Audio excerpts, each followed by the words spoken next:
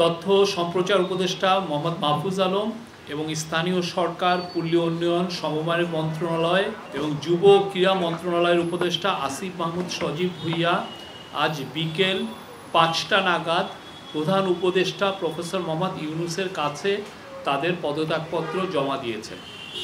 উপদেষ্টারা রাষ্ট্রীয় অতিথি ভবন যমুনায় উপস্থিত হয়ে পদত্যাগপত্র জমা দিলে প্রধান উপদেষ্টা তা গ্রহণ করেন।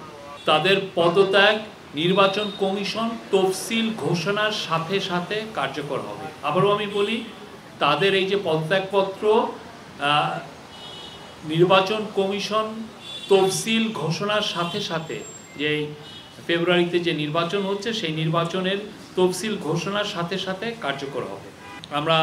আপনারা হয়তো জেনেছেন যে এটা কালকেই সম্ভবত তফসিল ঘোষণা হচ্ছে।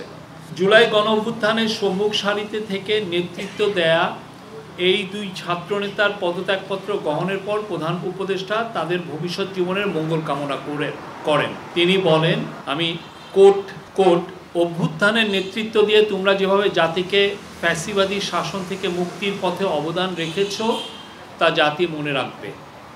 আমি বিশ্বাস করি ভবিষ্যতেও গণতান্ত্রিক উত্তরণ ও বিকাশে তোমরা একইভাবে সক্রিয় ভূমিকা রাখবে। প্রধান উপদেষ্টা আরও বলেন, আজ একটি ঐতিহাসিক দিন। প্রধান উপদেষ্টা আরও বলেন, এটা আবার কোর্ট, আজ একটি ঐতিহাসিক দিন। অন্তর্বর্তীকালীন সরকার সবসময় তোমাদের অবদান স্মরণ করবে। আমি তোমাদের সুন্দর ও শুভ ভবিষ্যৎ কামনা করি। এত অল্প সময়ে তোমরা জাতিকে যা দিয়েছ তা জাতি কখনো ভুলবে না। তিনি বলেন, এটি একটি রূপান্তর মাত্র। আমি আশা করি আগামীতে বৃহত্তর পরিমণ্ডলে তোমরা আরও বড় অবদান রাখবে।